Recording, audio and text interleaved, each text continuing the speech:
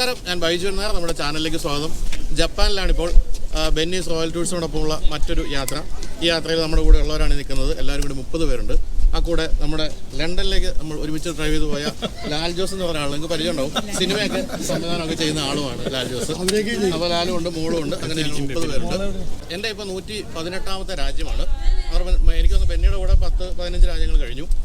ഈ യാത്രയിൽ ജപ്പാനും കൊറിയയുമാണ് നമ്മൾ പ്രധാനമായിട്ടും സന്ദർശിക്കുന്നത്. ഇപ്പോൾ നമ്മുടെ കൂടെ ഈ ക്യാമറ പിടിച്ചുകൊണ്ട് നിൽക്കുന്നത് നമ്മുടെ സ്ഥിരം യാത്രികനായ സിയാദാണ്. അത് പറയണമല്ലോ, അല്ലെങ്കിൽ സിയാദിന് മോശമായിട്ട് തോന്നും. അപ്പോൾ ഞങ്ങളിപ്പോൾ ആദ്യത്തെ ദിവസമാണ്, ജപ്പാനിലെ ആദ്യത്തെ ദിവസം ടോക്കിയോയിലാണ്. ഇപ്പോൾ ആദ്യമായിട്ട് കാണാൻ പോകുന്നത് സ്കൈ ട്രീ എന്ന് പറയുന്ന ഇവിടുത്തെ ഏറ്റവും ഉയരം കൂടിയൊരു ടവറാണ്. അതിൻ്റെ കാഴ്ചകളുമായിട്ട് യാത്ര ആരംഭിക്കുന്നു. 10-13 ദിവസത്തെ യാത്രയാണ്. മറ്റു വിശേഷങ്ങളുമായിട്ട് വീണ്ടും കാണാം.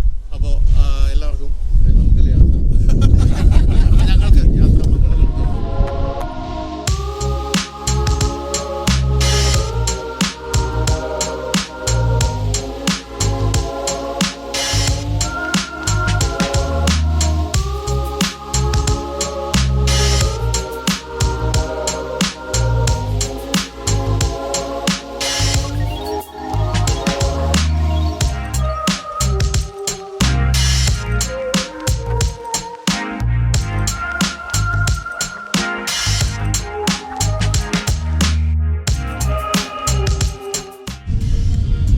Good evening, everyone. Good evening. Welcome to Japan. Hello. Very nice to meet you. Let me introduce myself. I'm Nick Miyahara. My family name is Miyahara. Bit difficult to remember. അപ്പോൾ good morning. Morning morning morning morning morning morning morning morning.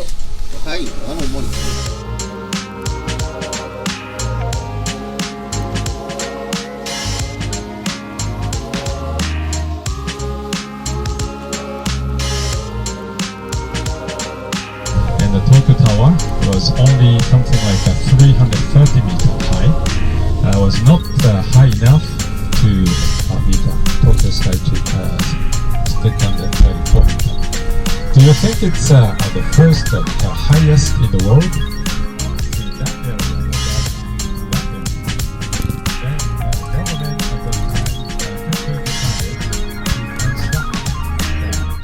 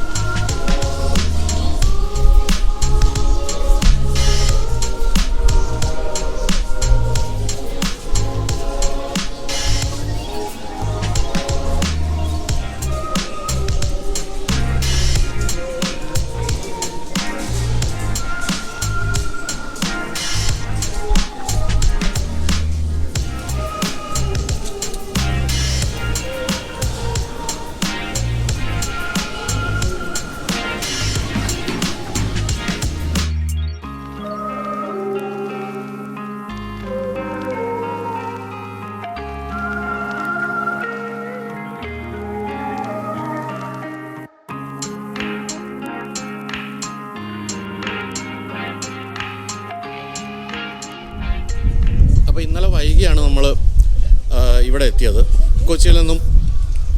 കൊച്ചിയിൽ നിന്നും Singapore എയർലൈൻസിലായിരുന്നു യാത്ര. അങ്ങനെ നമ്മൾ അവിടെ നിന്നും സിംഗപ്പൂരിൽ നിന്ന് ടോക്കിയോയിലെത്തി. വെളുപ്പാങ്കാലത്ത്, ഏകദേശം വെളുപ്പാങ്കാലത്തോടു കൂടിയാണ് എത്തിയതെന്ന് പറയാം. ഇപ്പോൾ നമ്മൾ സ്കൈ ടവറാണ് ആദ്യം കാണാൻ പോകുന്നത്. ഇവിടെ 13 ദിവസം നിന്നതിന് ശേഷം സൗത്ത് കൊറിയയിലേക്ക് യാത്ര തുടരും. ഇവിടെ സ്കൈ ട്രീയിൽ കയറാനുള്ളവരുടെ തിരക്കാണ്.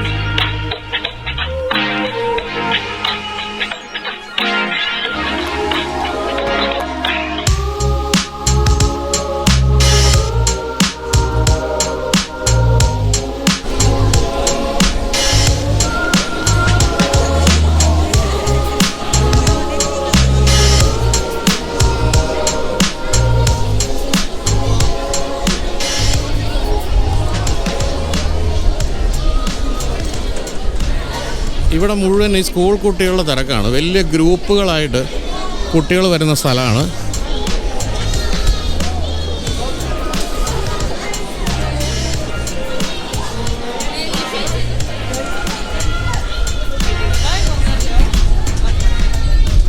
എവിടെ നിന്നിട്ട് ഒന്ന് നോക്കാൻ സ്ഥലം കിട്ടുന്നില്ല, അത്രയധികം തിരക്കുണ്ട്. രാവിലെ 10:15 തന്നെ മനോഹരമായ സിറ്റിയുടെ കാഴ്ചകൾ.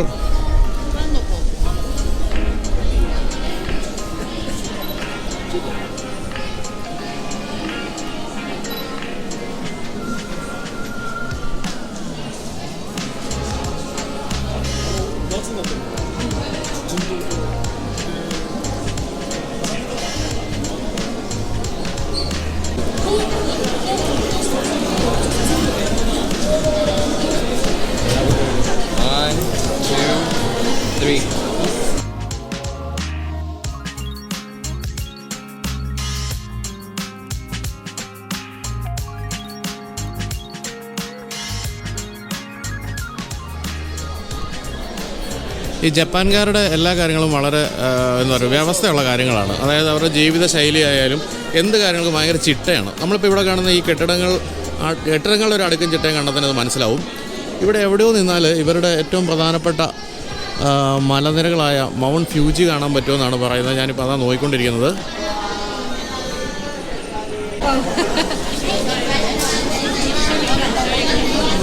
ഇതിൻ്റെ കൂടെ ഒന്ന് പടം എടുക്കാനുള്ള അവസരമുണ്ട്, അതിനുവേണ്ടി നിൽക്കുകയാണ്.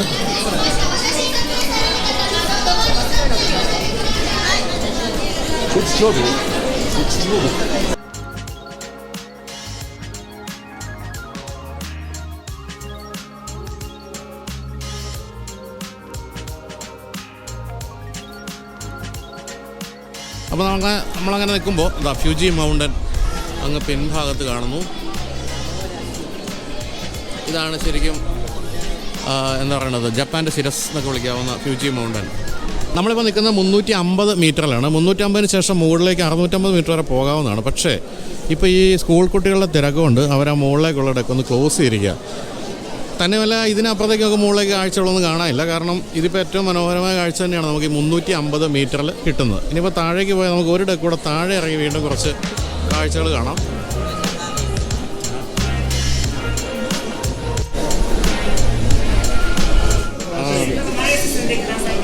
ഇവിടെ ഒരു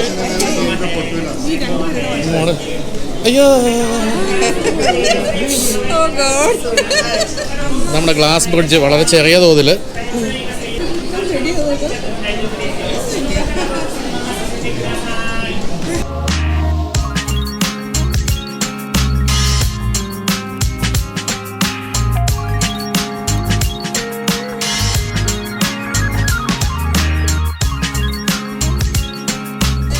താങ്ക് യു. അപ്പോൾ നമ്മൾ തിരിച്ച് പോവുകയാണ്. നമ്മളിങ്ങോട്ട് വന്ന സമ്മർ സീസണിലായിരുന്നു ലിഫ്റ്റിൽ എഴുതിയിരുന്നെങ്കിൽ ഇതിപ്പോൾ സ്പ്രിംഗ് ആണ്.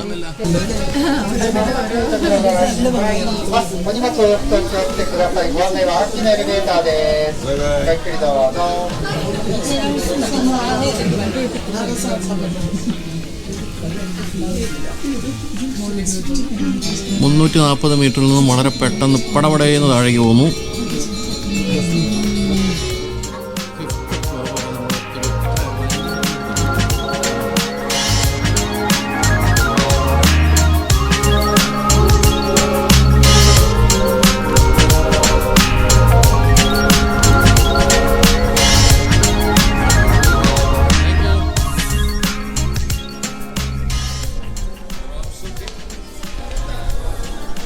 ഓരോ സ്ഥലത്തും നമ്മൾ ഡയറക്റ്റ് ചെയ്യാനായിട്ട് കൃത്യമായിട്ട് ജോലിക്കാർ ധാരാളമുണ്ട്.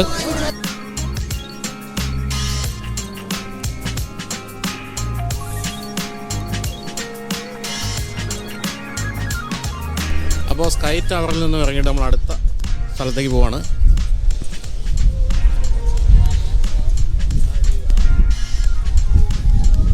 നമ്മൾ ശ്രദ്ധിച്ചൊരു കാര്യം, ഇവിടെ അങ്ങനെ റോഡിലൊന്നും വലിയ തിരക്കൊന്നും കാണുന്നില്ല. ഇനി നമ്മൾ സഞ്ചരിക്കുന്ന സ്ഥലങ്ങളുടെ പ്രശ്നമാണോ എന്നറിയില്ല. എന്തായാലും അങ്ങനെ വലിയ തിരക്കൊന്നുമില്ല. എല്ലാവരും വളരെ ശാന്തമായിട്ട് ജീവിക്കുന്നൊരു സ്ഥലം. മെയിൻ റോഡിൽ പോലും വാഹനങ്ങളൊന്നും കാര്യമായിട്ട് കാണാനില്ല. അതൊന്നും നമുക്ക് ഉൾക്കൊള്ളാൻ പറ്റില്ല. നമ്മുടെ ഒരു രീതി എന്ന് പറഞ്ഞാൽ എപ്പോഴും തിരക്ക് പിടിച്ച റോഡുകളും ബഹളവും ഹോണടിയും അതൊന്നും ഇവിടെ ഇല്ല. അതാണൊരു ദുരന്തം.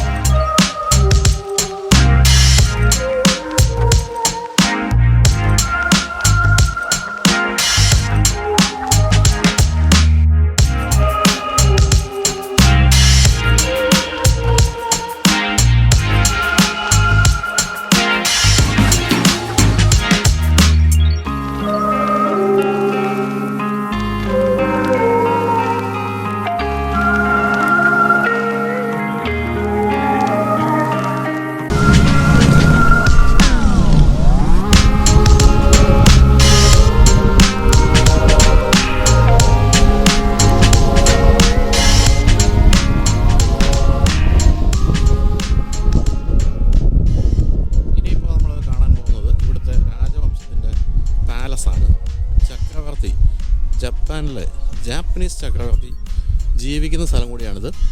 ഇവിടുത്തെ ലോകത്തിലെ ഏറ്റവും പ്രായം ചെന്ന രാജവംശമാണിത്. 1500 വർഷമായിട്ട് ഇതേ വംശത്തിൽപ്പെടുന്ന രാജാക്കന്മാർ തന്നെ ഭരിക്കുന്നു എന്നുള്ളത് വളരെ വ്യത്യസ്തമാക്കുന്നുണ്ട് ഇവരെ പല കാര്യങ്ങളിലും. അപ്പോൾ ഇതിൽ കുറച്ച് ഭാഗങ്ങളാണ് നമുക്ക് കാണാൻ പറ്റുന്നത്. ചുറ്റും ഗാർഡനൊക്കെ ഉള്ള 1.15 സ്ക്വയർ കിലോമീറ്റർ ഉള്ള ഒരു വമ്പൻ സംഭവമാണ് ഇവിടുത്തെ പാലസ്. ആ പാലസിൻ്റെ തുടക്കത്തിലാണ് നമ്മളിപ്പോൾ നിൽക്കുന്നത്.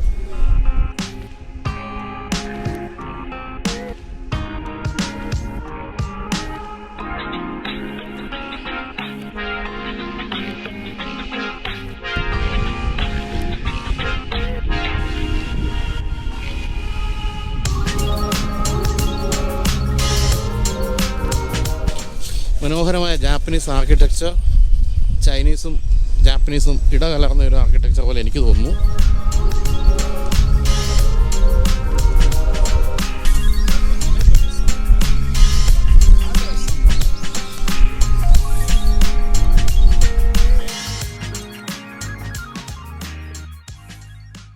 ഈ വാതിലിൻ്റെയൊക്കെ ഒരു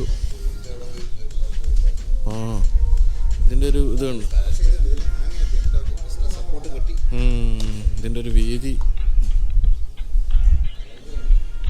മര.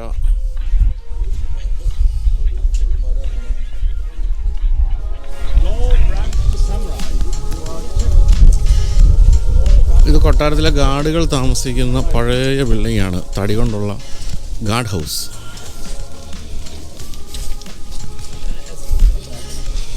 നമ്മുടെ നാട്ടിൽ അറയുന്നവരെയൊക്കെയുള്ള പഴയ മാളിക വീട് പോലെയുണ്ട്.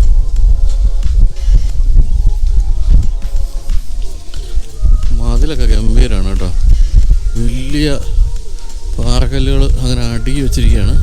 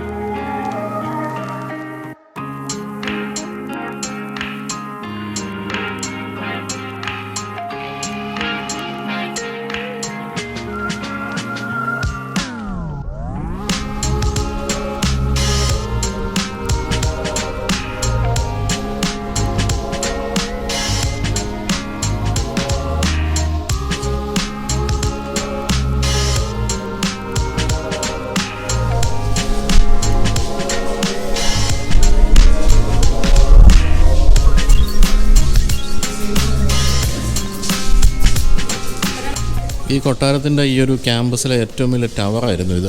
1607 നിർമ്മിച്ചതാണ്. ഒരു 20 നില കെട്ടിടത്തിന് ഉയരമുണ്ടായിരുന്നു. പക്ഷേ അത് 200 വർഷത്തിന് ശേഷം വലിയൊരു തീപിടുത്തത്തിൽ പൂർണ്ണമായിട്ട് നശിച്ചുപോയി. ഇപ്പോൾ അതിൻ്റെ ഒരു മിനിയേച്ചറാണ് ഇപ്പോൾ ഇവിടെ ഇങ്ങനെ നിർമ്മിച്ചു വെച്ചിരിക്കുന്നത്.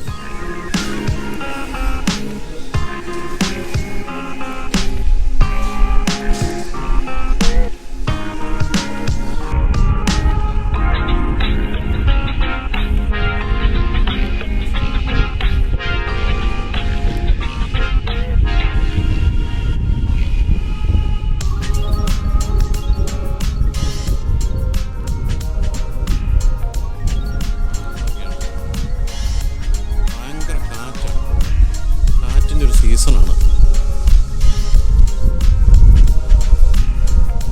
പക്ഷെ കാറ്റിൻ്റെയും ഒരു തീയുടെയും രാജ്യം എന്നറിയപ്പെടുന്ന അസർബൈജാനിൽ പോയിട്ടുള്ളവർക്ക് ഇതൊരു കാറ്റായിട്ട് അനുഭവപ്പെടില്ല. നമ്മൾ അസർബൈജാൻ വീഡിയോ കണ്ടാൽ മനസ്സിലാകും എത്ര മാരകമായ കാറ്റാണ് അവിടെ വീശിക്കൊണ്ടിരിക്കുന്നതെന്ന്. ഇത് നമ്മുടെ ഈ കൊട്ടാരത്തിൽ ഉള്ള ടീ ഹൗസാണ്. അത് ഗ്രീൻ ടീ ആണ്. ഇവിടുത്തെ ഒരു ചായ കൂടി ഒരു കൾച്ചറുണ്ട്, ഒരു സെറമണി ഉണ്ട്. അതൊക്കെ ഇവിടെയായിരുന്നു. ഇത് റിനോവേറ്റ് ചെയ്തിട്ട് 150 വർഷമായി. വളരെ പഴയൊരു ടീ ഹൗസാണ്.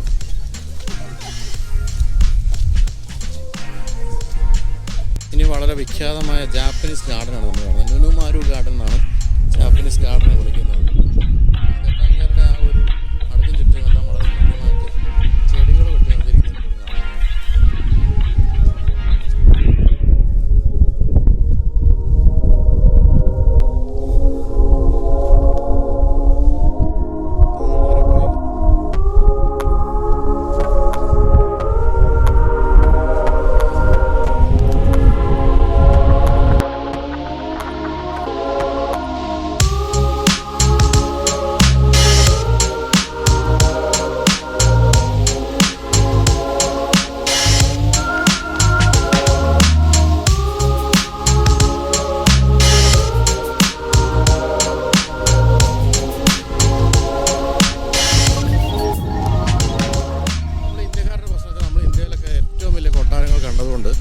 മറ്റ് കൊട്ടാരങ്ങളൊക്കെ കാണുമ്പോൾ നമുക്ക് വളരെ ചെറുതാണെന്ന് തോന്നും.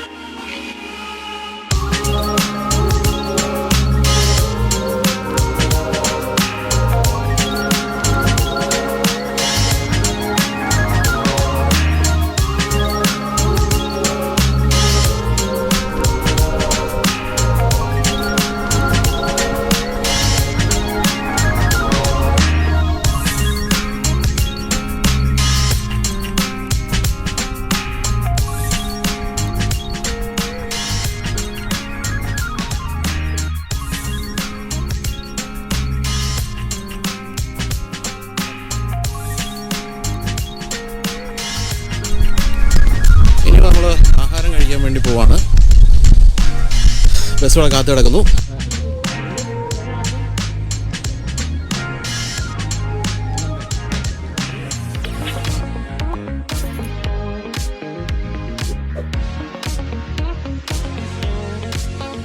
ഇനിയുള്ളത് കമൻറ്റ് ഓഫ് ദ വീക്കാണ്. അതായത് എല്ലാ ആഴ്ചയിലും നമ്മുടെ വീഡിയോകളുടെ താഴെ വരുന്ന ഏറ്റവും മികച്ച ഒരു കമൻറ്റ് നമ്മൾ തിരഞ്ഞെടുത്ത് അതിന് സമ്മാനം നൽകുകയാണ്. റോഡ്മേറ്റ് എന്ന ആപ്പാണ് നമ്മളോടൊപ്പം ചേർന്ന് 2000 രൂപയുടെ ഈ ഒരു ഗിഫ്റ്റ് ഹാമ്പർ സമ്മാനിക്കുന്നത്. അപ്പോൾ നിങ്ങൾ എല്ലാ വീഡിയോകളും കാണുക, അതിൻ്റെ ഏറ്റവും ഇഷ്ടപ്പെട്ട കാര്യങ്ങൾ എന്താണെന്ന് നോക്കിയിട്ട് അതിനെപ്പറ്റി കമൻറ്റ് ചെയ്യുക. എല്ലാ വീഡിയോകളുടെ താഴെയും കമൻറ്റ് ചെയ്താൽ സമ്മാനം കിട്ടാനുള്ള സാധ്യത കൂടുതലുണ്ടാകും. അപ്പോൾ നിങ്ങളിനിപ്പോൾ വാഹനമൊന്നും ഇല്ലാത്ത ആളാണ് കമൻറ്റ് ചെയ്യുന്നതെങ്കിൽ സമ്മാനം എന്ത് ചെയ്യുമെന്ന് വിചാരിക്കേണ്ടതില്ല. കാരണം വാഹന സംബന്ധിയായ സമ്മാനമൊന്നുമല്ല, അതുകൊണ്ട് തന്നെ ആർക്കും ഉപയോഗിക്കാം. അതുപോലെ തന്നെ വിദേശത്തൊക്കെ ഉള്ളവർക്ക് കമൻറ്റ് ചെയ്യാം, അവരുടെ നാട്ടിലെ വീട്ടിലേക്ക് സമ്മാനം അയച്ചു തരുന്നതായിരിക്കും. അപ്പോൾ 2000 രൂപയുടെ ഗിഫ്റ്റ് ഹാമ്പറാണ്, റോഡ് മേറ്റാണ് നിങ്ങൾക്ക് സമ്മാനം നൽകുന്നത്. അപ്പോൾ വീഡിയോ ഉണ്ട്, എല്ലാവർക്കും നന്ദി, നമസ്കാരം.